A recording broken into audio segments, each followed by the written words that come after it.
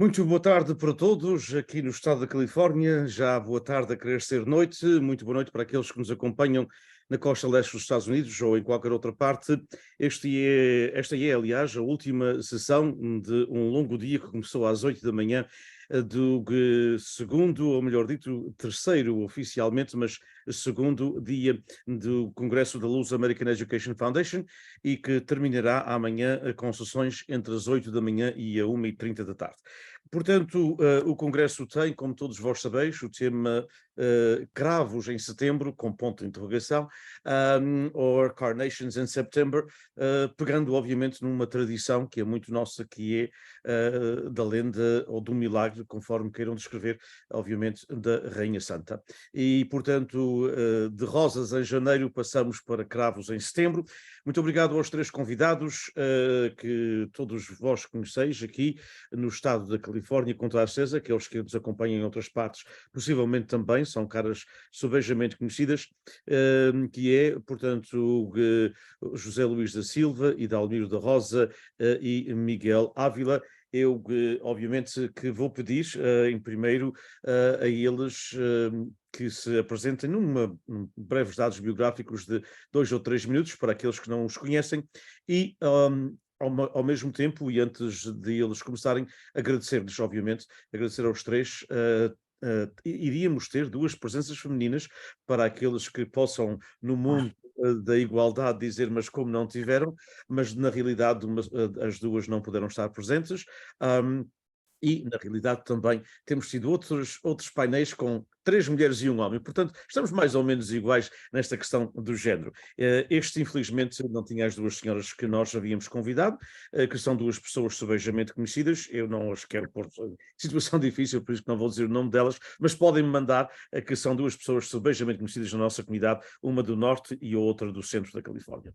Vamos então começar agradecendo, portanto, mais uma vez, ao Miguel, ao Idalmiro e ao José Luís. Eu vou começar com o Miguel, se não se importa, portanto, uma breve apresentação biográfica sua, Miguel, tua, melhor dito, vamos tratar por tu, como sempre o fizemos, e ao mesmo tempo, eu sei que tu, dos três, eras bebé, mas já tinhas nascido no 25 de abril, mas eras muito bebé mesmo, bebé, mas, portanto, uns dados biográficos teus, e o que é que te lembras de em família? Portanto, porque foste, portanto, obviamente, com os anos que passaram, já 76, 77, 78, já em família, com toda a certeza se falava do 25 de Abril. As tuas memórias. Obrigado, Inês. É um prazer estar com o Idalmir e com o José Luís também.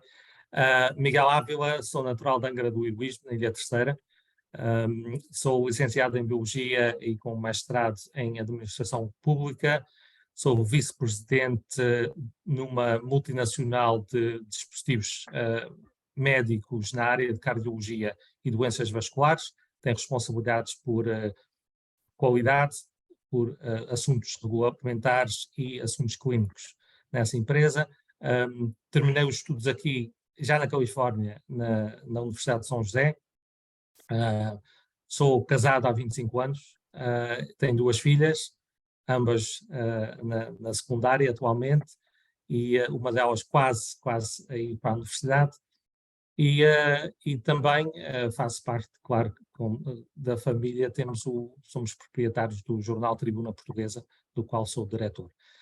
Em termos do 25 de Abril, o 25 de Abril é um caso interessante porque os meus pais e o meu irmão estavam em Mafra. O meu pai estava no curso de capitães em Mafra, por isso depois foram para Lisboa, assistiram ao 25 de Abril nas ruas. Eu e a minha irmã estávamos na Terceira, mas lembro perfeitamente, não do dia em si, mas lembro dos meses antes, de como o meu avô ouvia a rádio, que naquela altura era ilegal em Portugal, as rádios livres, e tínhamos de estar todos quietinhos, não podíamos fazer barulho, e que o vizinho ou a vizinha não ouvisse o que o meu avô estava a ouvir.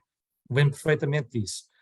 E lembro, já depois, uns meses depois do 25 de Abril, o meu pai gravar os discursos dos políticos todos. Hoje em dia acho que ainda tem em cassetes esses discursos, e também na altura não se podia fazer barulho em casa. E por isso são essas pequenas memórias que tenho. O meu irmão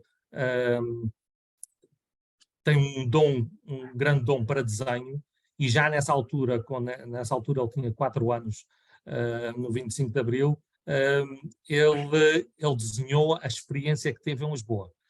Os soldados, aquele aparato todo militar e isso tudo, por isso sempre cresci com isso. E depois viemos para cá e depois já falamos na parte da comunidade cá. Mas essas são algumas das memórias que tenho do 25 de Abril. Muito obrigado, Miguel, muito obrigado. E qual é a universidade que a tua filha mais velha vai? Já escolheu ou ainda? Ainda não sabe, ainda não sabe. E parabéns pela super nomeação da Lúcia, estamos todos muito felizes na comunidade portuguesa, parabéns. Vamos passar então para o José Luís da Silva. A mesma pergunta, portanto, breves dados biográficos e o que é que tu te lembras do 25 de Abril? Já eras homenzinho, não é como eu, não é? Olha, boa tarde a todos, boa noite, prazer estar aqui com vocês todos. Não vale a pena falar muito de mim, mas eu nasci em Ponta Delgada já há muitos anos, não vale a pena dizer quando. Eu fiz lá o liceu em Ponta Delgada e depois vim para a Califórnia em 1979, estávamos ali no marcelismo, não é? Um tempo que já não era como o tempo de salazarismo, já as coisas estavam bastante indefinidas e nós tínhamos a esperança que iriam mudar. Por acaso não mudaram tanto como isso, mas havia esperança nessa altura. O Salazar já tinha caído da cadeira, graças a Deus. E depois vimos para cá nessa altura, e poucos anos mais tarde, 74, desculpa, a Revolução, nessa altura eu estava já na faculdade, eu fiz o curso de licenciatura em português, espanhol e francês, depois tive mestrado em espanhol e francês, e mais tarde relacionei essas línguas todas, especialmente o português, em São José, tive lá 20 e tal anos. O que eu me lembro da questão da comunidade portuguesa nessa altura, depois vamos falar um pouquinho mais disso, mas eu acho que há dois aspectos que eu já queria frisar aqui, que são importantes quanto à questão do 25 de Abril. É que eu acho que o impacto do 25 de Abril aqui na nossa comunidade foi maioritariamente, a meu ver, em duas áreas, que geralmente se fala muito pouco. Um foi a autonomia. Porque sem o 25 de Abril não haveria autonomia. Eu lembro muito bem de como era os governos dos Açores, 3 distritos, o governador e tal, tudo direitinho ali, que o Salazar mandava para lá. E depois com o 25 de Abril e subsequentemente, não é? A grande luta açoriana pela autonomia, que de facto teve um impacto muito grande na nossa comunidade. Vamos falar com certeza disso depois, mas eu gostava de frisar isso, porque Portugal sempre foi muito distante de nós açorianos, comunidade açoriana. Ao passo que o governo regional dos Açores, logo no princípio, teve um impacto muito grande na nossa comunidade, a nível de educação e tal. Nós tínhamos os diretores das comunidades, começou com o professor Eduardo Mendes e por aí fora, tudo gente muito boa. Os Açores tiveram muita sorte em saber escolher gente boa, Alzira Silva, por aí, não vou nomeá-los todos, que são, eu não tenho nenhum que possa falar mal, e agora às vezes gosto de falar mal até, mas não vou falar mal de ninguém, porque eram todos bons. E trouxeram esse contacto com a comunidade que não havia e que não há com Portugal. Nós temos um relacionamento muito especial, estou falando aqui com os senhores dois cônsules honorários, que são gente excelente, que fazem um trabalho que eles deixam fazer. Eu não estou aqui com que eles deixam fazer.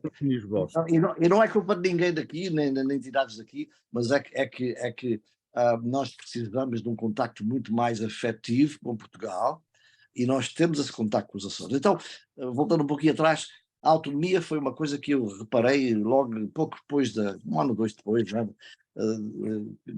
76 por aí diante, que teve um impacto importante na nossa comunidade. Outra coisa que se fala muito pouco aqui, quanto a 25 de Abril, é o que aconteceu com os retornados de Angola. Maioritariamente açorianos, até muitos, a maior parte de jorgenses, até, mas não só, gente que foi para Angola, claro, foi tudo uma tragédia para eles e há toda uma sensibilidade quanto a isso tudo, mas eles trouxeram um alento para a nossa comunidade.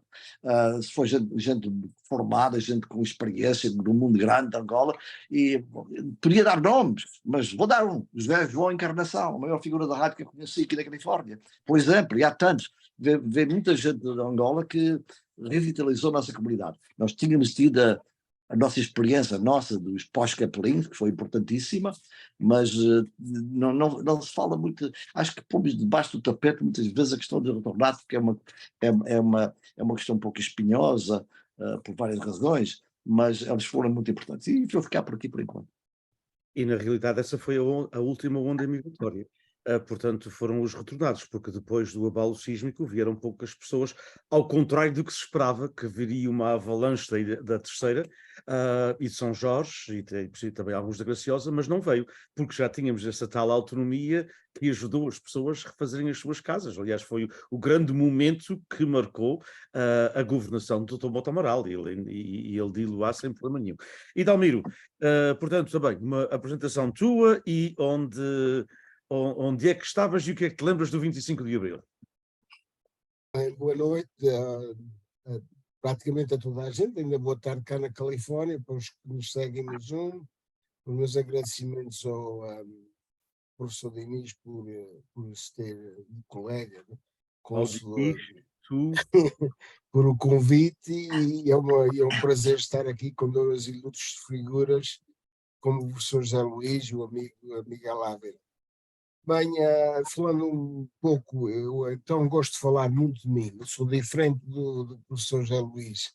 Não, eu nasci no Pico, emigrei, o meu pai era faroleiro, a minha vida lá, nasci em 54, meu pai era faroleiro, aliás, saí dos Capelinhos,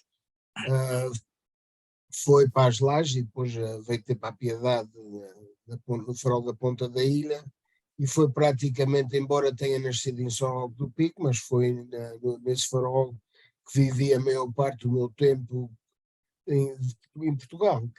Eu mudei-me para o Cais do Pico em 63 e em 67 viemos para os Estados Unidos. Eu praticamente, quando cheguei cá, com a idade de 13 anos, tive o privilégio de entrar numa escola católica, onde era a maioria portugueses, descendentes de portugueses, talvez já de segunda e terceira geração, me obrigou um pouco a aprender a acelerar o meu inglês, e também foi uma experiência que depois é de expandir um pouco mais quando se falar nas comunidades. Foi bom com essa ligação, e depois disso fui para a escola pública, foi daí que fiz a minha secundária, e tirei arquitetura aqui em San Diego, a nível Social Arts, num colégio de Junior College, e depois segui para São Luís Obispo em 75, o ano mágico da Revolução, e decidi sair da universidade em 77, onde casei com a Filomena, que é da zona de São Jorge, que é da ilha de São Jorge, da Ribeira Seca, e depois regressei novamente em 1980 e graduei com um curso de Engenharia Mecânica no Cal Poly State University. Após a minha graduação, trabalhei em trabalhos de engenharia e arquitetura, formei a minha própria empresa em 85, mas negócios penso que não era o meu dom, porque quem tem negócios tem que expandir, e eu limitei-te a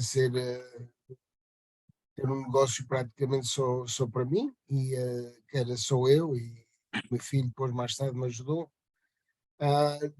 Tenho 2 filhos, Paulo e a Amanda, estão muito envolvidos, que têm dupla nacionalidade portuguesa, e estão muito envolvidos com a comunidade. E após a minha graduação, quando eu comecei a trabalhar em engenharia, e depois mais tarde no ano 2001 comecei a trabalhar com a Câmara Municipal de San Diego, e aí foi que me reformei há 2 anos. Além disso, sempre envolver-me aqui nas comunidades, atividades da comunidade. Depois é a se expandir um pouco nisso também e desde 2016 soube através do colega Dinis que tinha saído do espaço que eu tinha sido nomeado consulário. Só o Dinis talvez se lembre disso, mas foi através dele. E desse cargo tem um cargo muito importantíssimo, com enormes regalias, com poderes enormes, como toda a gente sabe, mas é o que é. E em referência ao 25 de Abril, eu sou o mais ingênuo aqui dos nossos colegas, porque realmente foi naquela época que eu saí para a universidade em que a mentalidade era outra. Quer dizer, mas segui o que saiu nas notícias, tenho conhecimento de vizinhos e até familiares que morreram no ultramar, tudo derivado ao colonialismo e o que o 25 de Abril veio a arrebentar e que terminou esse colonialismo e essa era de ir para o ultramar e tudo isso, família própria que, aliás, do lado da Filomena, faleceu em ultramar e amigos, histórias horríveis. Tenho conhecimento do poder que o Salazar tinha pré-25 de Abril e também tenho conhecimento que me fui educando mais tarde, principalmente posto de graduação da universidade, o que significava o 25 de Abril para a liberdade em Portugal, para os números que, por um lado, aumento de divórcios e diminuição de mortalidade de crianças, que foi tudo coisas boas, a não ser o divórcio, há dois lados para essa história, há muitas coisas, muita liberdade que aconteceu. Quer dizer, tenho um certo conhecimento do 25 de Abril, agora não tenho experiência com o amigo Miguel próprio e o seguimento de lembrar-se de o seu pai gravava e todas essas informações, e com o professor José Luís já uma pessoa mais adulta em senso de ter mais conhecimento do 25 de Abril. E vou deixar por aí e vamos a ver o que é que isto vai dar. Isto vai dar Informar o que puder. Isto dá sempre certo. Portanto, tu tens o guia do teu pai, a experiência do farol, portanto, isto dá-te sempre em bom porto. Vamos então passar para a comunidade que enfrentaram, e vou talvez combinar as duas coisas, ou seja, a comunidade que enfrentaram e a evolução que vocês viram ao longo destes tempos. Portanto, vieram em épocas diferentes, o Idalmiro em 67, o Zé Luís em 69, salvo erro, não foi? O Miguel bastante mais tarde, já em 83. E 3. E, portanto, a comunidade estava talvez um bocadinho diferente em 83 do que estava em 69 e 67, mas como é que viram, e vou começar contigo, José Luís, desta feita, como é que viste a comunidade quando cá chegaste e a evolução que ela, na tua perspectiva, que ela tem tido durante os últimos tempos? Queres que eu diga a verdade ou que eu diga mentiras? Não, diz a verdade, não merece castigo. Eu vou explicar. É que eu, quando cheguei aqui aos Estados Unidos, eu fui viver para uma comunidade portuguesa que já era bastante diminuta, que era Oakland. Eu vivi lá há alguns anos, comecei no Junior College lá, depois fui para Cal State Hayward. Em Oakland havia muito pouco contacto, era através da rádio portuguesa, através da UPC, através de uma festazinha ou outra, e depois quando fui para Hayward, então aí abrimos os horizontes bastante, porque a comunidade portuguesa, tanto açoriana como madeirense, em Hayward era bastante forte e interessante, e lá através de Cal State Hayward, do programa do Dr. Donald Warren, nós conseguimos fazer umas coisas interessantes. Agora, a minha impressão quando cheguei e vi a comunidade, para ser franquíssimo, temos que comparar as coisas, não é? Eu vinha de uma cidade, nos Açores, em Ponta Delgada, estava no liceu. O Miguel está a sorrir e ele entende o que eu vou falar. chegar aqui numa altura em que eu ligava à rádio e ouvia o senhor e a senhora falando tal, o senhor e a senhora falando tal, deu 10 quilos de não sei o quê, 3 dúzias de ovos, levava ali uma hora dessa coisa, e depois tocava uma musiquinha que já não se via em Portugal já há 30 anos. De facto, eu não conhecia a rádio do Val, que não vou deslogar, daquela área ali, ou que linha fora, ideias eram muito poucas. Havia uma coisa boa, era o espírito comunitário, via-se que as pessoas se ajudavam, mas também se via que as pessoas faziam isso muito para se exibir, não é? Dava uma coisa para o senhor dizer o nome na rádio, havia essa fragilidade, as pessoas precisavam muito de serem reconhecidas. Havia um homem da rádio que eu achei interessante, que ele me convidou até algumas vezes para ir lá falar, como aluno universitário, que é o Higino Costa, como me esqueci, um homem da Madeira que tinha ideias novas e que batalhava contra isso. Aliás, ele não era nada do regime lá em Portugal, e ele, isto não tem nada a ver uma coisa com a outra, com a qualidade do rádio, não tem nada a ver uma coisa com a outra. Não gosto de misturar nada, aliás, eu sou centro, um pouquinho para a esquerda, mas eu não vou muito para esses lados. De maneira que era assim, era de fato, não sei, a comunidade que eu assisti no princípio era uma comunidade chata, nesse sentido, da rádio, para um jovem que vinha do Liceu de Ponta Delgada. Nós tínhamos os Beatles, os Rolling Stones, tínhamos o Teatro Micalense, sessão para os alunos de sábado à tarde, nós todos nos juntávamos a ver filmes da Itália, da Alemanha, da França, dos Estados Unidos, todo lá, tínhamos um ambiente bastante cosmopolita para uma cidade de 50 mil habitantes, que não é muito grande, a agradorismo, o Miguel teria a experiência semelhante. Nós fazíamos teatro, tínhamos grandes figuras, o Dr. José de Almeida Pavão, o Dr. Várias professores que escreviam peças e que nós ensaiávamos peças de todo tipo, para que tínhamos aquela questão de abertura cosmopolita para o mundo, para tudo isso, para a música, para o cinema, para o teatro, e cheguei aqui e vi uma comunidade portuguesa que vivia num ambiente americano muito cosmopolita também, e muito rica, muita coisa, muita etnia, mas a comunidade portuguesa muito fechada para si, não é? Muitas das coisas que cá se celebrava, isso não é snobismo da minha parte, não levem isso a mal, não é isso, é falar a verdade. Eu não me lembro, só uma vez na vida que eu me lembro de uma festa de Espírito Santo, quando eu morava numa freguesia perto da Ponta Delgada, Relva, meu pai é presidente da freguesia, e lá foram levar o carro, viu? É isso, a única lembrança que eu tenho de festa de Espírito Santo. Em Ponta Delgada não havia festa de Espírito Santo naquela altura, mas essas coisas que eram tão importantes, nós lá não tínhamos isso. E, por exemplo, chamarrita, eu nunca deixei de dançar chamarrita na minha vida. Só reparei nisso quando cá cheguei. Tanta experiência, mas também quando ia às festas eu reparava que havia um espírito de camaradagem, que os portugueses se juntavam, faziam coisas boas. Não estou a criticar, eu só. Por isso que eu disse, queres que diga a verdade ou mentira? A verdade é nua e crua, é isso. Quer dizer, para um jovem de 16, 17 anos chegar aqui, vindo de um pequeno meio, mas urbano nos Açores, chegar aqui e ver uma comunidade que estava há décadas atrás, tentava recriar aqui a sua freguesia, e não há nada de mal com isso, mas tinha a festa de igreja, o Espírito Santo, a Filarmónica, era isso, tudo coisas boas, mas que para mim não dizia quase nada. É porque nós falamos muito pouco disso aqui. É que há uma grande diferença, outra vez, sem ser snob. Atenção, há uma grande diferença entre viver lá numa cidade e viver lá numa freguesia.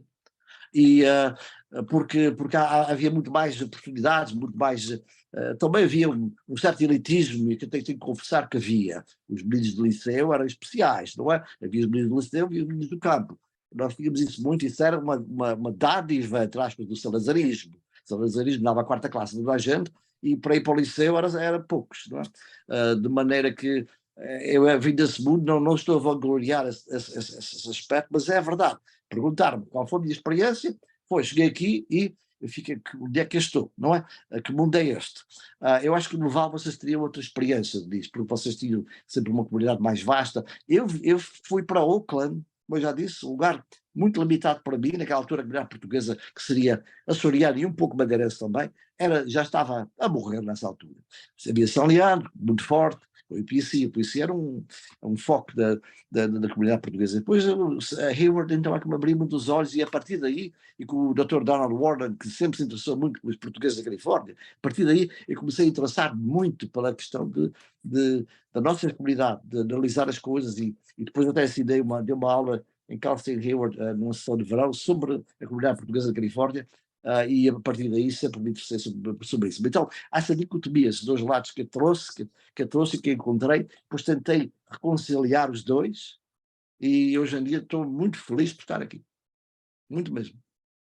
Muito bem, não haja dúvida. E obviamente a experiência, mesmo até de zonas mais rurais, vir para o mundo rural também da Califórnia. Aliás, meu pai, quando aqui chegou, me disse como é que eu vou agora sobreviver, porque nós víamos na Praia da Vitória, que não era Angra, obviamente, era uma vila na altura, mas meu pai disse como é que eu vou sobreviver, porque eu na praia ia todas as suas semanazinhas e levava-me a ver cinema aos brancos da praia. E, portanto, aqui nós não tínhamos isso, porque estávamos numa vacaria sem cinema no ano 1968. Miguel, a tua experiência quando aqui chegaste, obviamente, também com algumas semelhanças, Jorge Luís, com toda a certeza. Pronto, foi uns anos depois do José Luís chegar, mas tive uma experiência muito semelhante. E as conversas normalmente começavam a ser, se eu ia a alguma festa portuguesa, era então, de onde que ilha é que vieste? E eu disse da terceira, que freguesia? E eu dizia de Nossa Senhora da Conceição. Eles ficavam a olhar, mas isso onde é que fica? E fica na cidade de Angra. Porque, pronto, era aquelas perguntas que se fazia, como as pessoas às vezes ainda hoje perguntam que ilha é que é, e a pessoa é do continente. Quando viemos e fomos viver para Milpiras, e semelhante também a Auckland, Milpiras tinha, no século XIX e princípio do século XX, uma grande comunidade açoriana. Quando chegámos em 83, eu tinha 3 colegas, no liceu de 2.500 alunos, tinha 3 colegas descendentes, incluindo um primo que nem falava português, e nem fala português. Por isso estavam um bocadinho separados. Embora perto de São José, estavam um bocadinho separados. Mas também, como cresci numa cidade, quando via o tipo de festas que a comunidade organizava, não tinha incentivo nenhum para assistir a essas festas. De vez em quando assistia a alguma coisa que acontecia, normalmente no Atlético, sessões culturais, coisas, já eram diferente daquilo que a Irmandade do Espírito Santo e as bandas de música tinham. O meu envolvimento, até um ponto que, quando estava na universidade, fui convidado pelo Walter Torres para fazer um programa na rádio. E fizemos um programa na rádio, e o primeiro programa havia um grupo, pronto, estávamos a tocar o rock português da altura, e houve um grupo de português de rap que pronto, tocámos, não é? As chamadas que tivemos durante aqueles minutos, pronto, uma canção de 3 minutos, não é? Os telefonemas que tivemos na altura, porque as pessoas acharam aquilo mesmo, não é esta música que se deve tocar nas emissões dos programas em português. Por isso, nunca me associei, a única coisa que me associei mais foi sempre os jornais. Não, a rádio também era, como o José Luís disse, era o que era na altura. Havia personalidades da rádio, como o José João e outros, pronto, que eram profissionais da rádio, e depois havia aqueles programas que ainda hoje existem, não é? Independentes, de pessoas que, pronto, têm o que têm em termos de faculdades, não é? Para fazer estes programas. Só depois da universidade é que me envolvi mais na comunidade, porque achei que se não fosse a minha geração a tomar conta de algumas coisas, isto perdia-se.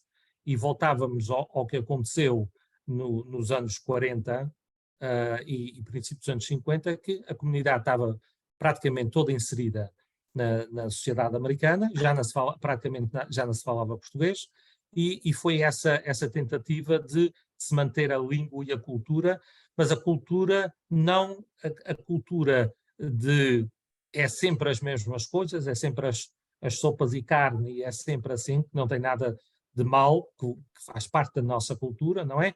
Mas que há muito mais do que isso na cultura portuguesa. E é isso que acho que faltava, e que até um ponto ainda falta na nossa comunidade. É haver essa diversidade de amostras de cultura, que mesmo assim não temos. Por isso, essa parte dessa transição, uma coisa que havia, que hoje não há tanto, é a visibilidade dos pequenos negócios portugueses. E vê-se mesmo, quem folheia as páginas do nosso jornal vê.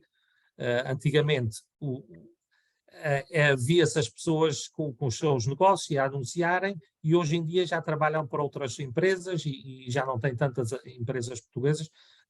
Só de lembrar que numa rua, numa avenida de São José, houve uma altura que havia 4 restaurantes portugueses, havia 4 padarias na mesma rua, e que hoje não se vê.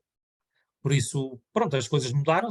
Havia também um espírito de gueto no Little Portugal de São José, que não havia já nas outras cidades. Na cidade de Milpitas, onde eu vivi, como já o estava a dizer, em Auckland e em outras cidades em que a comunidade era mais antiga e já estava mais inserida.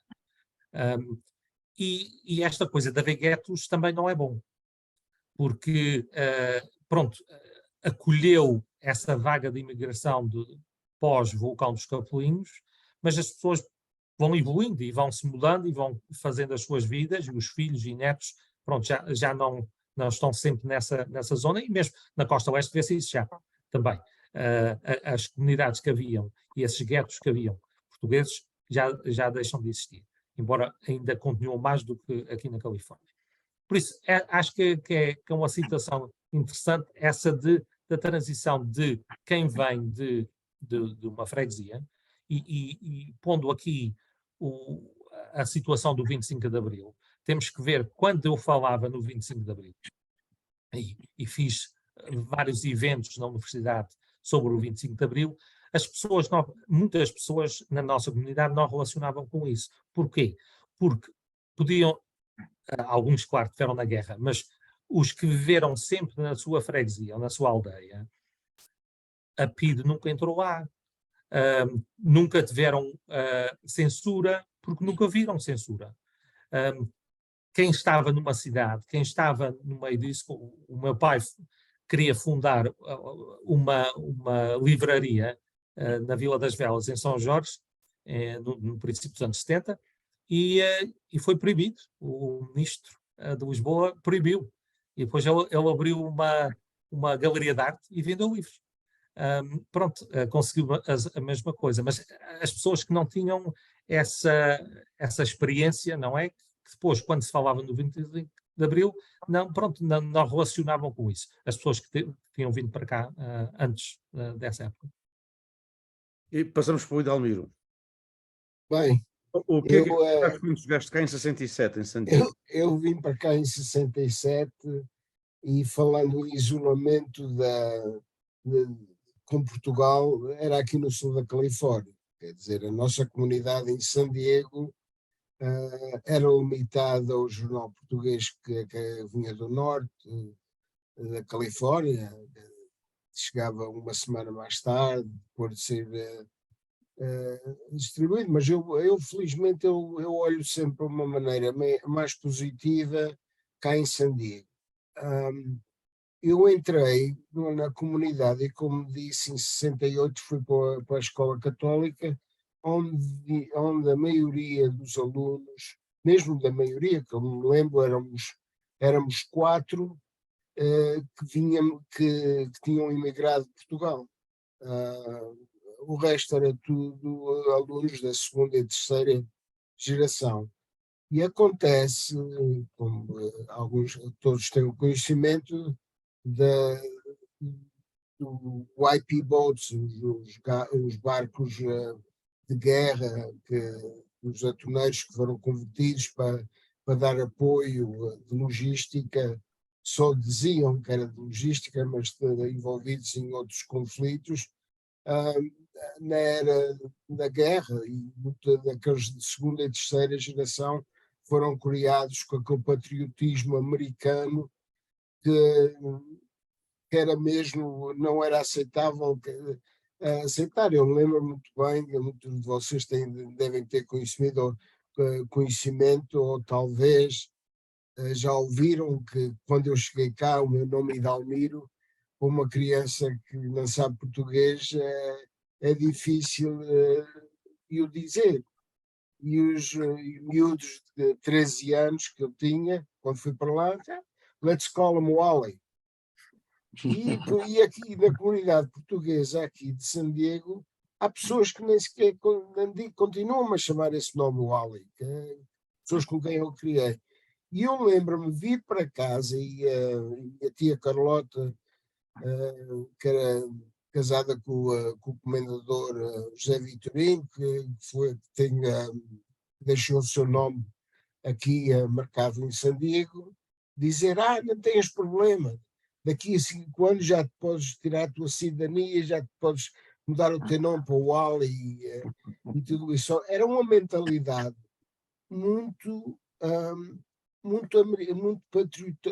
patriótica ao governo americano. E também as comunidades portuguesas eram limitadas ao salão português. Quer dizer, aqui era o salão português e era a maioria açorianos e eram esses segunda e terceira geração, mas alguns gostavam praticamente de ter os seus eventozinhos de chamarritas e não fugiam à regra do que se passava da imigração do norte nesse aspecto. Mas o que foi interessante é que eu também foi numa transação onde a pesca começa a evoluir e nessa altura também os grandes que eu às vezes dou semelhanças do que acontece no Val São Joaquim com as leitarias, a imigração de primeira geração, pessoas que tornaram-se fortes na indústria da agricultura. Aqui também aconteceu a mesma coisa com a indústria de pesca. Era um Neto e Cristiano, onde e não é ele o único, havia muita gente, havia, por exemplo, que chamavam os galeotas, que tinham os barcos, que eram grandes capitões, pessoas jovens que vieram de Portugal, jovens na altura, que se tornaram os capitões e que quando iam para a faina da pesca dominavam muito o português. E aí nessa altura já não era, quer dizer, já se começou a ver um entendimento de que tinham que saber uma coisinha de português não era, que já era uma coisinha aceita, e isso foi melhorando. Eu comecei a ver essa evolução acontecer desde que entrei em 68 para a Escola Católica até quando saí em 62 da secundária. E isso foi bom, quer dizer, mas ao mesmo tempo a comunidade tal e qual de imigração, tal e qual como o professor José Luís e o amigo Miguel escreveu, era uma comunidade fechada, não se integrava com as comunidades de fora, o que passava no salão, e toda a gente vivia para a festa do Espírito Santo, que é o que acontece hoje em dia. Podes ter muitos eventos cá, de angariações de fundos para isto e aquilo, mas quando chega à festa do Espírito Santo é que aparece ali milhares de pessoas, pessoas que a gente já não via há muito tempo. Então, a minha maneira que eu encontrei a comunidade a portuguesa cá em San Diego foi essa evolução de sair de onde o inglês tinha que ser dominante, onde não se falava nada de português, onde está a começar a ser aceito, e hoje em dia a gente sabe os números do que é que está na secundária e tudo isso, e talvez vamos falar nesse assunto da evolução que tem acontecido. Mas praticamente foi isso que encontrei. Sempre fui ligado ao desporto, embora fisicamente não o pareça. Fui uma das pessoas que estive envolvida com que tivéssemos o futebol, o soccer, cá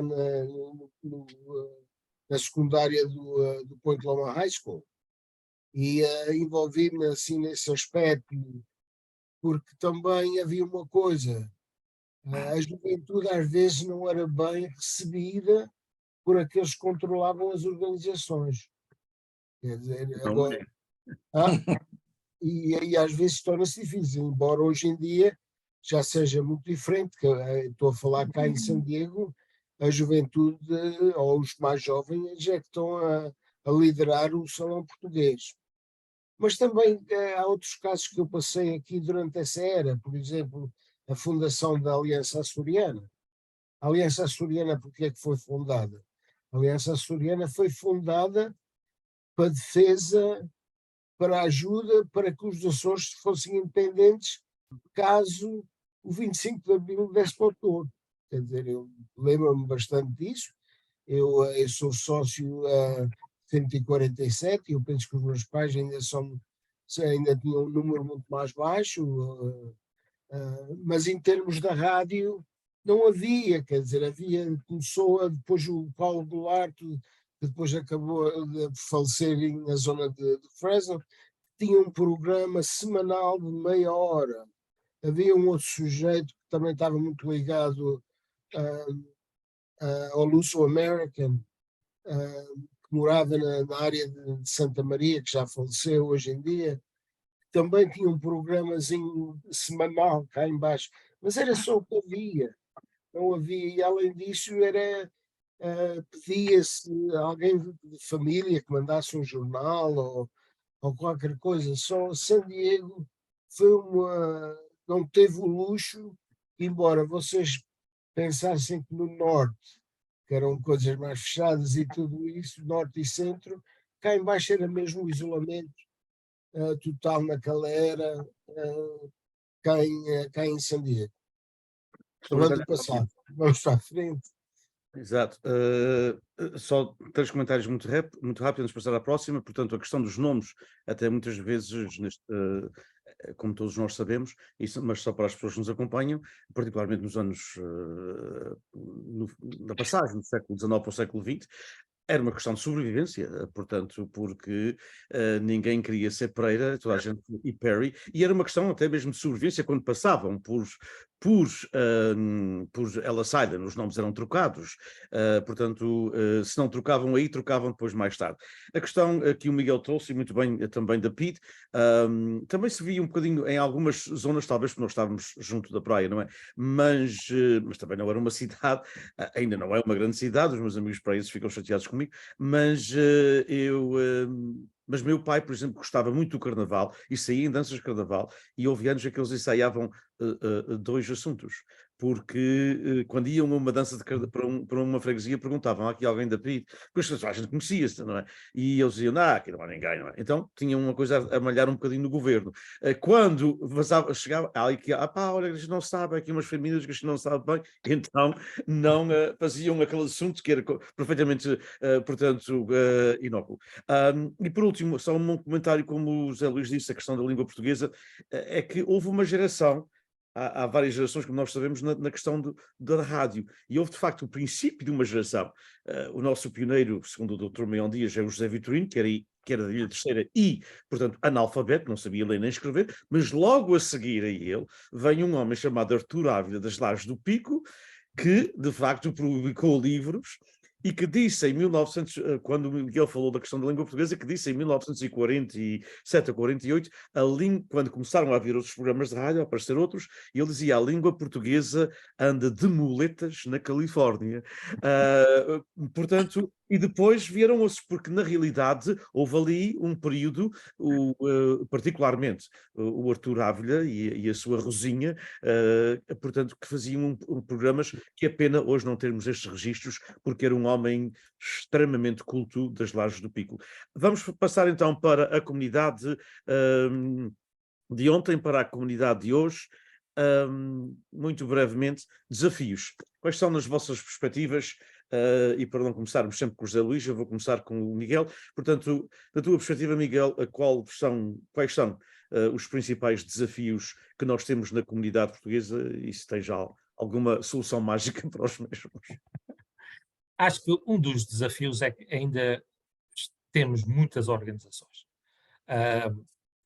Falando aqui na cidade de São José, como é que é possível termos 3 bandas de música e uma quarta em Santa Clara, que é a cidade do Alvalade? Quando há dificuldades, pronto, se houvesse pessoas e músicos e direções para todos, tudo muito bem, mas não há. Por isso, porque é que não se juntam Já falámos disso várias vezes, Dinis, porque é que não se juntam, tal como a PFSA fez, não é? Senão as 4 organizações que fundaram a PFSA iam todas um dia acabar. Por isso, acho que, e é uma das coisas que também notei, que embora hoje acho que há muito menos do que existia aqui há uns anos, é o bairrismo. Porque eu quero a minha banda porque a maioria é do Pico, a maioria é do Faial, a maioria é de São Jorge, a maioria é da Terceira. Isso, felizmente, acho que já ultrapassámos muito disso. Uma das coisas dos desafios que temos é como é que podemos abranger as outras comunidades que não são portuguesas. O mais fácil é abranger outras comunidades de língua portuguesa. O que é que se faz com a comunidade brasileira? O que é que se faz com as comunidades africanas de países de língua oficial portuguesa? Nada. E temos visto isso, que temos tido dificuldades em vários programas de língua portuguesa das universidades, porque se é um brasileiro que está à frente, não é português. Se é português, não é brasileiro. E acho que é isso que podíamos evoluir mais nesse sentido, que seria juntar mais essas comunidades. Acho que, e o José Luís tem feito um papel importante nisso, que é a ligação, por exemplo, com a comunidade macaense, aqui na área da Bahia. Essa acho que está muito mais ligada à comunidade portuguesa do que qualquer outra brasileira ou outra qualquer, por exemplo, da África. Por isso, a questão e falando agora também na questão da juventude, do envolvimento da juventude, a juventude não pode ter a mesma experiência que o José Luís teve no fim dos anos 60 e que ele tive no princípio dos anos 80. Mas é isso que se vê, é que a comunidade evoluiu pouco em matérias culturais, por exemplo, nestes 50 anos. Por isso, como é que se pode esperar que os jovens, pronto, e envolvem-se até uma certa altura, até aos 16 anos, digamos assim, vão para a banda música, vão para o grupo folclórico, estão numa irmandade, ela é rainha ou ela é acompanhante, mas depois desaparecem. Por isso, acho que esse é o grande desafio, é como é que se continua a evoluir esta comunidade e evoluir em noutros aspectos que não seja aquela parte só mais tradicional. E pronto, acho que é um motivo para outra conversa, e que já tiveste muitas conversas de início, eu sei que com pessoas muito mais jovens do que eu, sobre como é que se evolui nesse sentido. E acho que o amigo Adalmir também disse muito bem que algumas organizações, embora menos do que aqui há uns anos, algumas organizações não deixam os jovens participar. Participar até um certo sentido, mas se quiserem tomar conta da direção já não podem participar. Por isso foi sempre uma área que acho que desmotivou muitos dos jovens em fazerem mudanças na nossa comunidade. Sim, e muitas das organizações no Vale, portanto, como estou aqui, no Vale cada vez mais há mais jovens, particularmente no Vale Norte, digamos assim, Turlock, Modesto, etc. Há muita juventude, mas eles tiveram que forçar-se para entrar lá dentro. Agora forçaram-se, entraram e, portanto, agora toda a gente está satisfeita. Porque na realidade eles têm outras ideias, mas ao mesmo tempo também continuam com a tradição. Mas não é uma medida fácil, não é?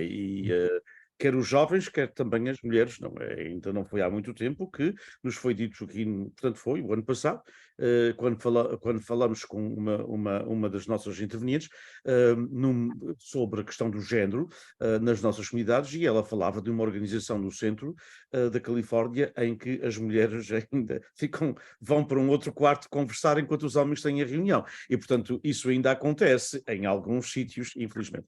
E, Dalmir, eu sei que tens que sair daqui a pouco, mas diz-me, por favor, portanto, desafios que San Diego tem, a não ser que seja tudo perfeito em San Diego e que nós os desafios Não, longe das outras disso. comunidades, mas desafios que San Diego tem, que tu vês e também algumas soluções que possas ter, mas quais são os principais desafios neste aspecto? O maior desafio que temos é o cobrir português ou espanhol. Não, isso é um Por que outro vocês não tópico. dão a dupla nacionalidade? Isso aí é outro tópico. Não, eu praticamente aqui temos uma coisa diferente do que o Miguel falou de São José, é que está tudo debaixo de um teto. Mas mesmo debaixo desse teto é muito difícil eles receberem apoio, porque praticamente está-se a falar que é praticamente as mesmas pessoas a trabalhar em diferentes organizações para manter ativo aqui aquela organização aberta. O ponto é o que se enfrenta em todas as comunidades.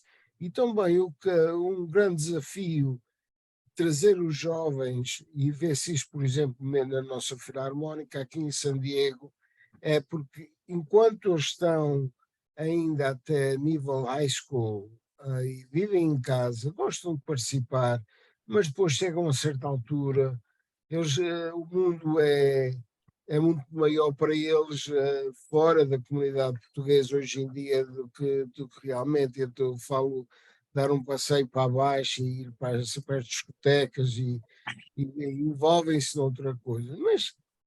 Mas em termos de pensar, eu penso que a gente não é querer concordar com o Dinis, que há sempre desafios em qualquer comunidade.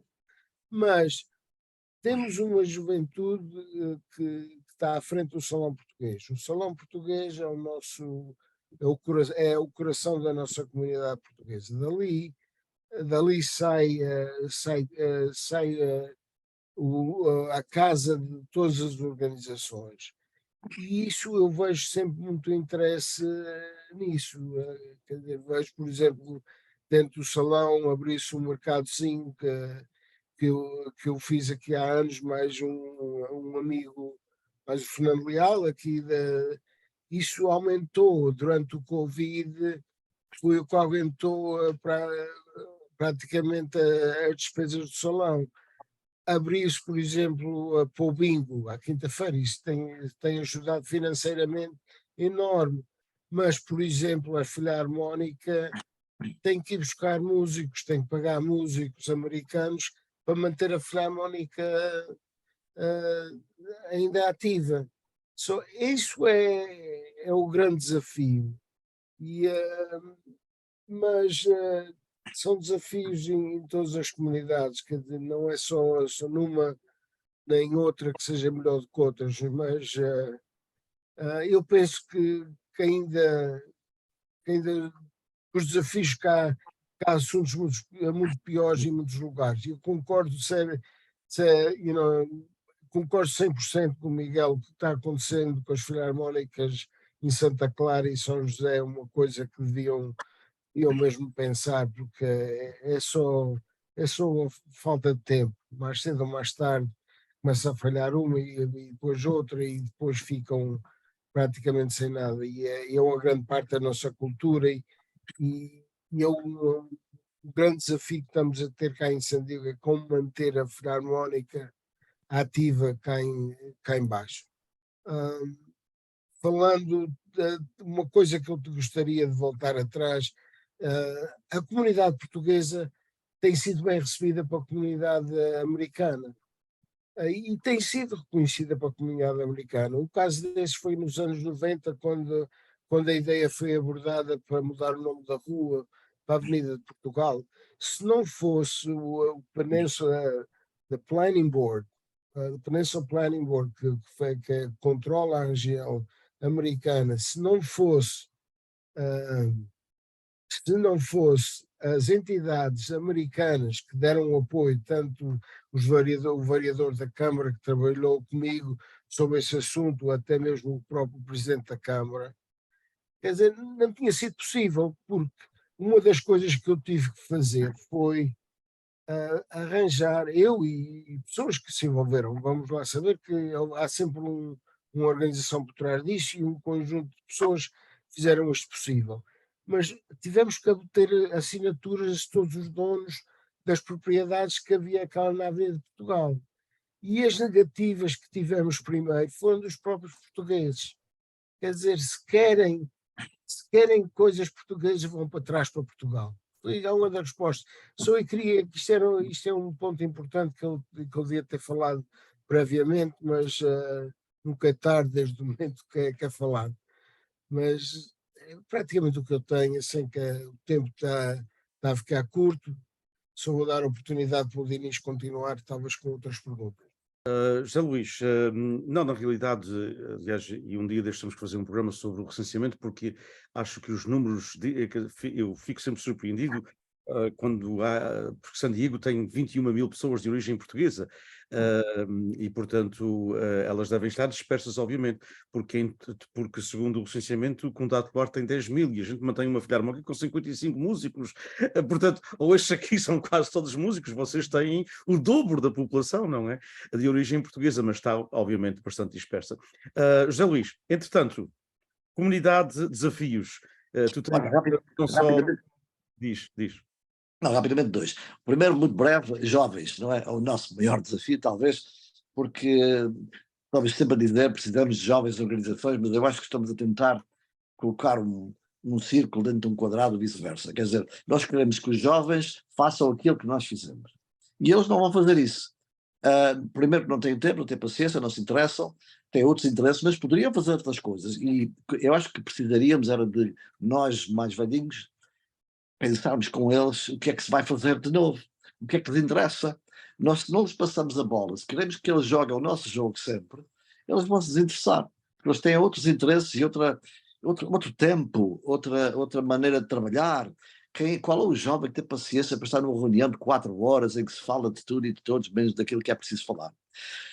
Não há paciência, não há pachorra para isso, é bom português. De maneira que nós já falamos tanto disso, mas nós, os mais antigos, temos que evoluir para que eles possam evoluir também. Não podemos esperar, vocês vão fazer uma coisa e somos os primeiros a criticar porque não é assim que se faz e tal, e vocês não se interessam. E é verdade, eles não estão, com exceções. Os jovens não estão muito interessados em envolver-se naquelas coisas tradicionais, como eu já falei antes, e desculpa outra vez voltar aí, aquilo que havia na freguesia, a festa do Espírito Santo, a procissão, a filarmónica, isso não nos interessa porque não é a vida deles. Um outro assunto que é um desafio, assim, então, para mim, vou aprofundar um pouco mais a questão da língua portuguesa. Nós estamos, de facto, a batalhar para que a língua portuguesa se mantenha. Temos que ter, as escolas comunitárias fazem um trabalho excelente, importantíssimo, mas é nas escolas públicas secundárias que se fundamenta o ensino de qualquer idioma nos Estados Unidos, porque se o português, ou quer que seja, não é ensinado na escola secundária, as universidades não se vão interessar, e não vai haver alunos, que chamamos aqui no desporto, no farming system, não é? Não vai haver alunos que vão da escola secundária para a universidade já preparados, já prontos para andar. Uma coisa que foi tocada aqui, que eu concordo plenamente, a questão da língua portuguesa na sua complexidade, 200 e tal milhões. Nós portugueses temos que encarar a realidade. Nós somos 10, 11 milhões. Não é por aí que chegamos à quinta língua mais importante do mundo. É pelo Brasil, é para a África também, e nós portugueses temos esse complexo, é exatamente o que foi falado aqui, é o português do Brasil, o português de Portugal. Mas não é só nós aqui, portugueses, é que Portugal também tem esse complexo.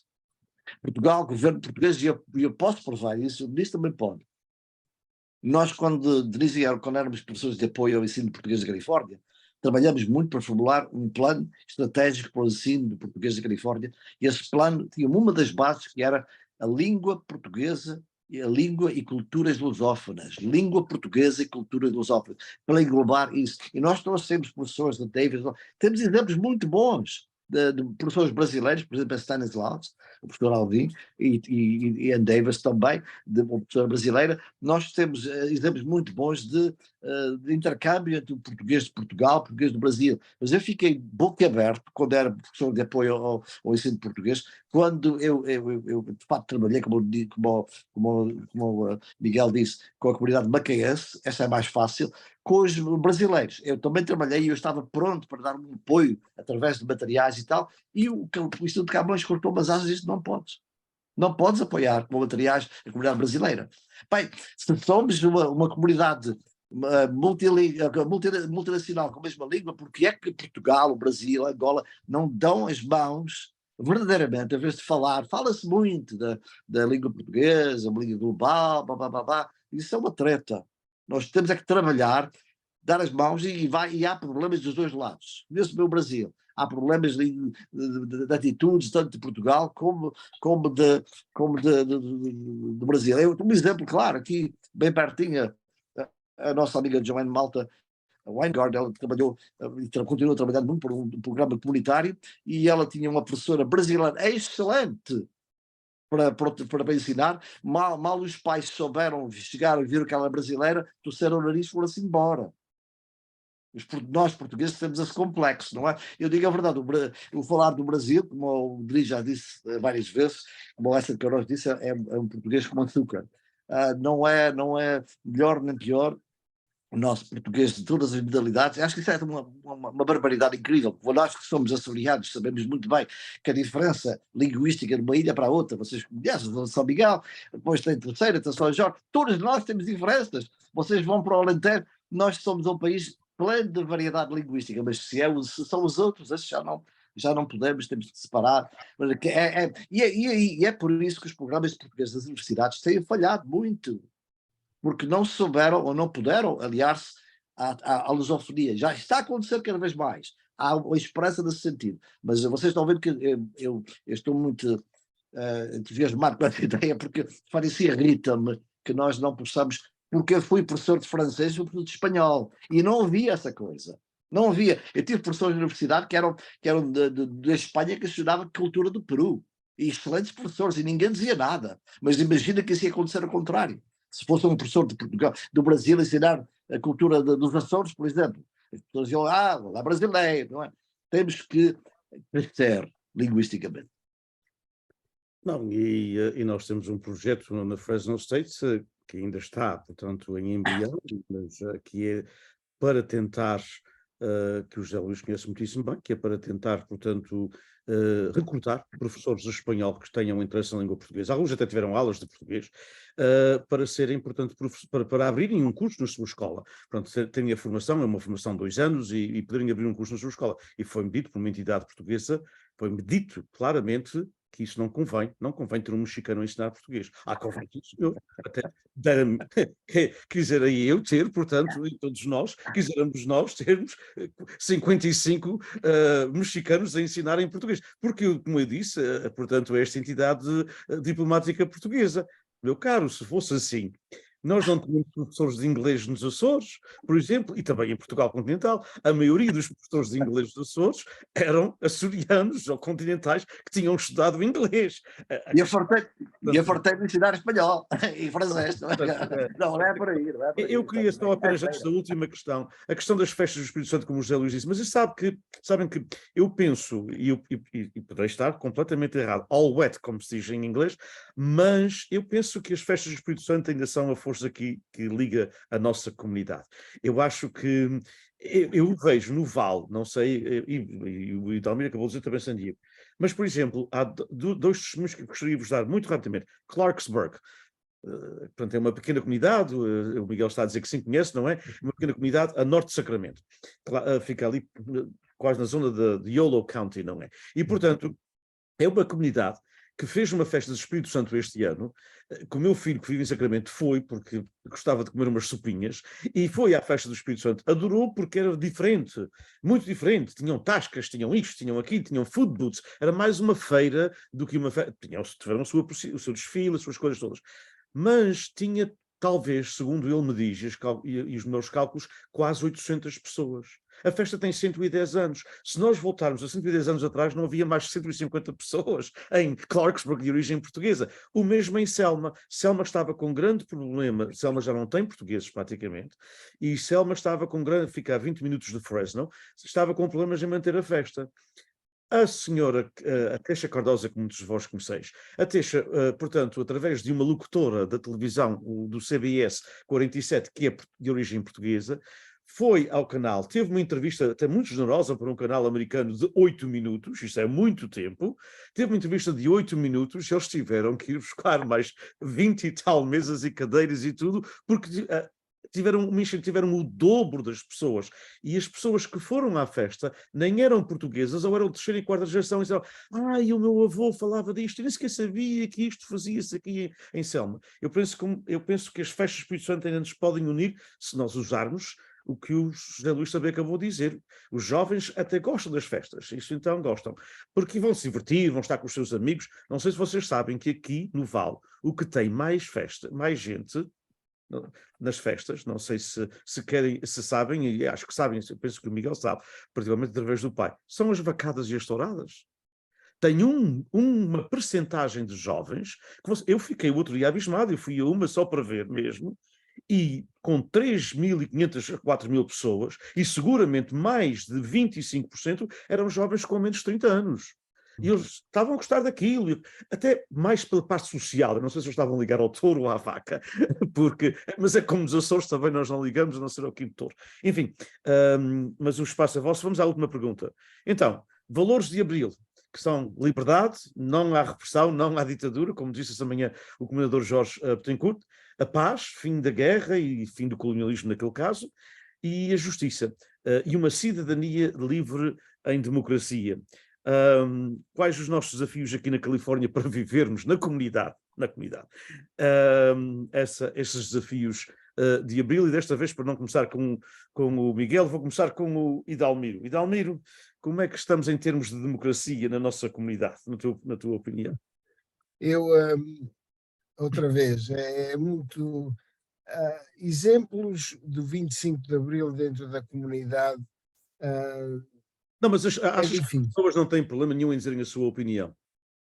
Sim, ninguém tem o problema de se expressar, quer dizer, hoje em dia os números até são semelhantes, há muitos mais que vão para as universidades e tiram os seus doutoramentos, que é o que aconteceu paralelo em Portugal com o pós-25 de Abril, onde há mais do sexo feminino, pessoas estão a levar a sua educação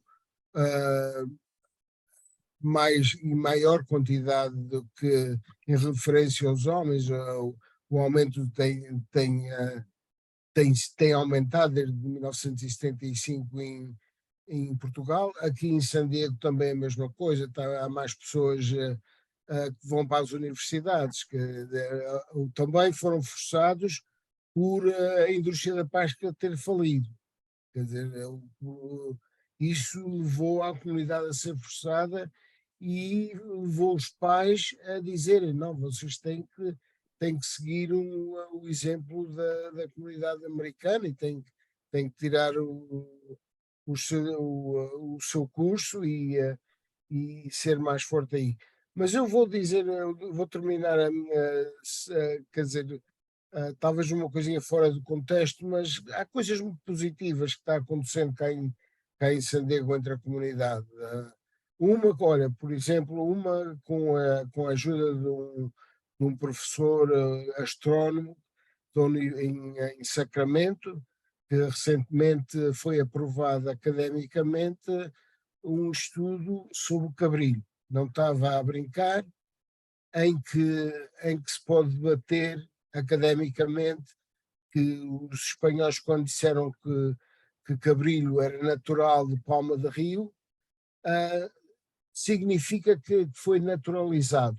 Quer dizer, isso é uma outra matéria, mas isso vai ser aprovado, foi academicamente aprovada por o Portuguese and Spanish Studies, uma organização que inclui a Universidade de Santa Cruz, inclui UC San Diego e inclui entre várias universidades cá dentro desta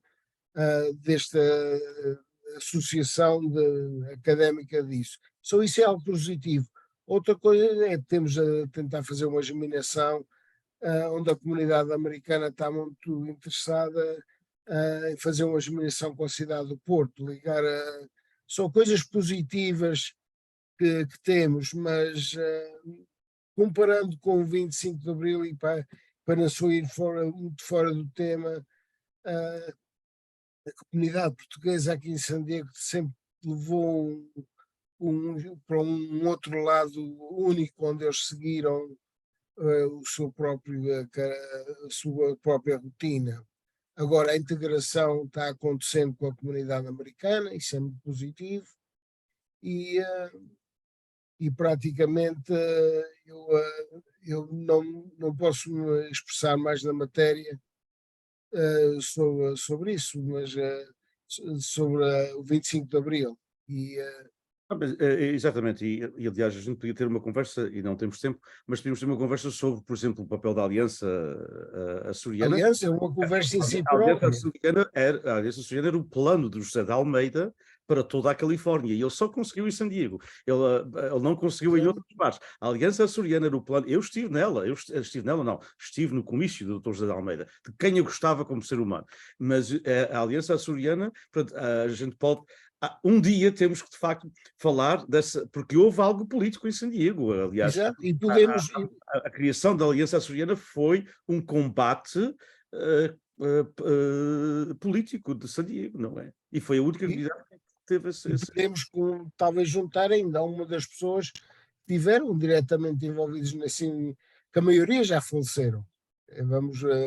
Mas há muita gente ainda que se lembra dessa diferença e como se tornou uma organização que é uma das mais fortes cá em San Diego, que agora é mais cívica e tudo isso, mas temos isso e temos também a ligação, por exemplo, do iPeople, seria um tema fantástico para se falar sobre isso, que as pessoas estão a morrer, mas de todos os modos, os meus agradecimentos ao Dinis pelo convite, talvez não tenha sido a pessoa mais indicada para falar na matéria de 25 de Abril, por falta de conhecimento, mas foi um grande prazer estar aqui, e especialmente com a presença do amigo Miguel e o professor José Luís. Obrigado, Miguel. Obrigado, Idalmir. Sei que tens que ir. Vai à vontade. Miguel, portanto, não vou repetir a pergunta, já sabes. Acho que, pronto, os valores da democracia e da liberdade são valores que talvez quando cá chegámos não esperávamos, ou pelo menos quando eu cheguei nos anos 80, não esperavam que estivessem onde estão hoje em dia. Acho que e a comunidade portuguesa não passa à parte disso. A comunidade portuguesa tem sido muito mais vocal sobre as questões políticas do que anteriormente, nestes últimos anos. Por isso, acho que essa parte de que há um perigo quando falta democracia, há um perigo quando faltam as liberdades, e há muitas pessoas que só reconhecem isso quando as perdem, que foi quando acontece, não é, nas ditaduras, e por isso acho que é um caso que seria interessante falarmos, porque acho que a comunidade não é muito diferente do que a sociedade americana em geral. Estamos divididos, tal e qual como a sociedade americana está dividida, politicamente falando. Mas acho que o que, em termos de liberdade de expressão e da verdade, que fala-se agora muito, não é, o que é verdade, acho que isso é uma área em que os órgãos de comunicação social, que infelizmente são pouquíssimos na Califórnia, de língua portuguesa, ou pelo menos bilíngues, que podiam ter um papel muito importante. Mas é a tal questão do profissionalismo, ou a falta de profissionalismo, não é que temos. A maior parte dos órgãos de comunicação social são pessoas que têm experiência porque viveram essa experiência, mas não porque que são licenciadas em jornalismo.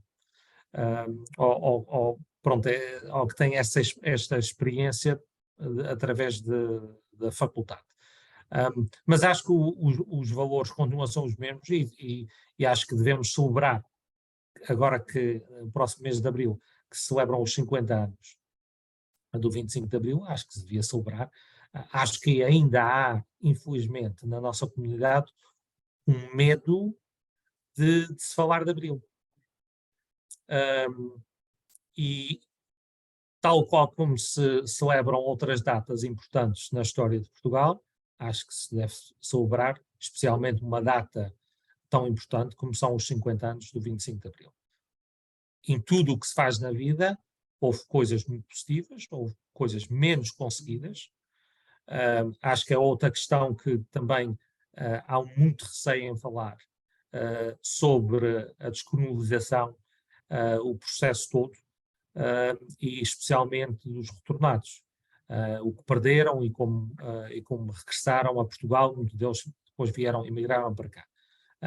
Acho que seria uma maneira de celebrar o 25 de Abril,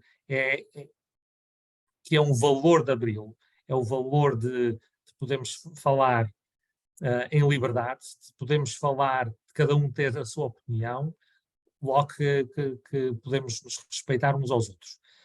Mas acho que seria importante fazer várias palestras sobre vários assuntos que seriam de interesse, de o que é que a sociedade mudou nestes últimos 50 anos, em Portugal e aqui nas comunidades. Exato, e muitas vezes quando se fala, falamos em Portugal, eu quase que já estou farto de ouvir falar do novo Portugal, e eu sei que tu conheces Portugal, porque vais lá muitas vezes, e o novo Portugal é muito bom, mas o novo Portugal também continua a ser o país mais pobre da Europa. O novo Portugal continua com pessoas a ganharem 600 euros, e não sei como é que se vive, não é? Os novos Açores, os Açores que o Joel Neto, nosso amigo comum, escreveu e que foi ostracizado até ao máximo, são os Açores onde 29% dos jovens não acabam o 12º ano. É a região com a violência doméstica mais alta da Europa. E, portanto, todas essas coisas também acho que devem-se falar, quer dizer, porque nós gostamos muitas vezes, e como dizes, na realidade o 25 de Abril é pouco celebrado, e entretanto celebramos, e como devemos celebrar, o 10 de junho é o Dia da Nação, mas não nos esqueçamos que o 10 de junho foi utilizado pelo Salazar de uma forma brutal também. Eu queria, antes de passar para o meu amigo José Luís, só também citar algo que ficará para outra oportunidade, mas é a questão de que eu lembro, e ainda falei com uma amiga pessoal nossa, de ambos nós os dois, há 2 dias, sobre isto, porque queria ter a história dela, porque sabia, mas queria registar a nossa amiga Lúcia Noia. A Lúcia Noia teve problemas com o Estado Novo, quando esteve em Portugal no liceu, porque era uma pessoa muito aberta. E a Lúcia Noia veio para a Califórnia, primeiro para o Canadá e depois para a Califórnia, e a Lúcia ficou felicíssima quando aconteceu o 25 de Abril. E eu recordo disso porque eu era jovem, mas já tínhamos ligações de família com ela. E a Lúcia tinha um programa chamado Sol de Portugal, era o nome do programa dela, Sol de Portugal, e mudou 2 meses depois do 25 de Abril para Portugal Novo. Eu perguntei-lhe porquê, eu sabia mais ou menos, mas queria que ela me explicasse, pelo seu contentamento. Ela disse que era o meu pobre contributo para a emoção que eu tive com finalmente ver aquilo mudar em Portugal. Qual foi o pagamento? Eu tive que ir aos meus 34 anunciantes, porque acusaram-me, várias pessoas, aos anunciantes, não ponhas o anúncio naquela senhora, porque ela mudou o programa de Sol Portugal para Portugal Novo, porque ela é comunista. Quem conhece a Luciana sabe que ela é tudo menos comunista. E, portanto, mas era muito fácil rotular as pessoas naquela altura. E nós sabemos, aliás, o José Luís sabe, o nosso amigo Humberto Freitas foi condenado isso, o Osvaldo Palhinha, o Pedro Valadão Costa, no sul da Califórnia, começaram um programa chamado, acho que era Onda 75, 75 era o verão quente, e então eram acusados de comunistas. Enfim, José Luís, mas isso mas acho que eu não sei se concordam comigo, mas acho que é uma parte da nossa história aqui também, que não falamos dela, infelizmente. José Luís, tu viveste... Muito breve. Não. Quando o 25 de Abril cá chegou, a nossa comunidade luso-americana já estava acostumado à democracia, é a liberdade. Mais ou menos, quer dizer, cá por fora havia um banho dessa questão, mas nas organizações portuguesas nem tanto, porque a organização portuguesa, geralmente a luz americana, tende a ser, há uma pessoa que desenrasca tudo, os outros vão ali à volta e tal, a questão de, eu já tive essa experiência aqui, que eu vi uma decisão a tomar e eu queria ir pela via democrática e alguém me questionou, alguém até me acusou, porque pedi o voto, não é? Queria que a coisa fosse decidida por voto, de maneira que nós temos essa tradição de espírito comunitário, de dádiva, que é parecido com esse espírito de liberdade e democracia, mas não é a mesma coisa. Lutar pela liberdade e pela democracia dos outros nem sempre é a mesma coisa. E uma coisa que me chateia às vezes aqui, passa a expressão chatear, é ver pessoas que lá, nos Açores, de Salazar, eram pobres, viviam muito mal, comiam mal, alguns até andavam descalços. Vieram para cá, ganharam dinheiro e esqueceram-se daqueles que são pobres e que sofrem e que precisam de uma ajuda, que seja na saúde, que seja em alguma coisa. E é interessante que vejo, às vezes, não é muita gente que veio de pobreza e que não quer fazer nada para aqueles que precisam. Como eu cheguei, vi vazio agora, os outros que se lixem. Eu acho que esquece-se muito facilmente de Salazar. E muitas vezes até essas pessoas viram-se politicamente por um lado, não digo de salazarista, mas tocando em algumas ideias, e esquecendo que nós, como seres humanos e até cristãos e católicos da maioria, temos a obrigação de auxiliar o nosso próximo, de sermos caridosos e de pensarmos e repensarmos naquilo que é o bem dos outros e no nosso próprio bem. É uma coisa que felizmente não é um problema comunitário, mas eu vejo em certas pessoas essa atitude que, especialmente nos últimos anos, me choca e me irrita também.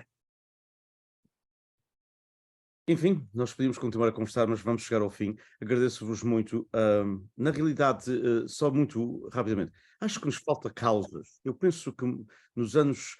Eu não sou nada saudosista, não gosto de voltar ao passado, porque o passado é o que é. Mas durante muitos anos tivemos aqui algumas causas, nem que fosse conseguir roupas ou conseguir não sei o quê para os abalos de terra, não é? Que não é uma coisa boa. Mas havia umas causas comunitárias, a comunidade unia-se à volta. E eu não vejo uma causa, não sei o que é que nós precisamos, mas vejo isso na comunidade hispânica, por exemplo, há a causa de uma remodelação na lei de imigração, as causas, portanto, pelos seus direitos. Nós, na nossa comunidade, ou digam, por favor, estou completamente errado, ou nós não temos causas. Quer dizer, Eu sempre reparei que os portugueses, quando chegavam cá, queriam se tornar tão americanos ou mais americanos que os americanos. E então, essas questões de causas por outras pessoas e questão de imigração, eu acho que isso não vai vingar aqui na nossa comunidade, porque o português quer ser Joe e quer ser integrado. Isso é muito bom também, é muito bom, está muito bem integrado na comunidade, tudo isso, mas essa questão de lutar pelos outros, nós lutamos mais por um bom bife na casa do Benfica, por um bom jogo de futebol, que o nosso Benfica ganha hoje, coisas assim, mas não, concordo contigo nisso, falta-nos causas, está-nos a faltar um pouco do altruísmo, mas isso o mundo hoje em dia está aí por aí, parece, para esse lado. temos causas, faltam-nos causas, ou não precisamos delas. Barriga cheia, pronto. temos pão e circo, o que é que queres mais? Não falta entretenimento, não falta comidinha, pronto, o que é que vamos fazer agora? Estou a malzinho, assim. Eu penso que chegamos na realidade ao fim. Muito obrigado a vocês dois, muito obrigado também ao Idalmiro. Com causas ou sem causas, vamos continuar. Talvez a nossa causa possa ser, o José Luís vai gostar desta, talvez a nossa causa, e o Miguel especialmente, eu sei que concordará, será a descontaminação dos solos que nós temos na terceira.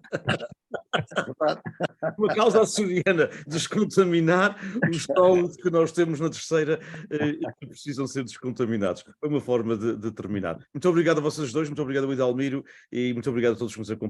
Até sempre e até amanhã, na continuação do Congresso da Igreja Mission Foundation. Até sempre. Muito obrigado a vocês. Obrigado.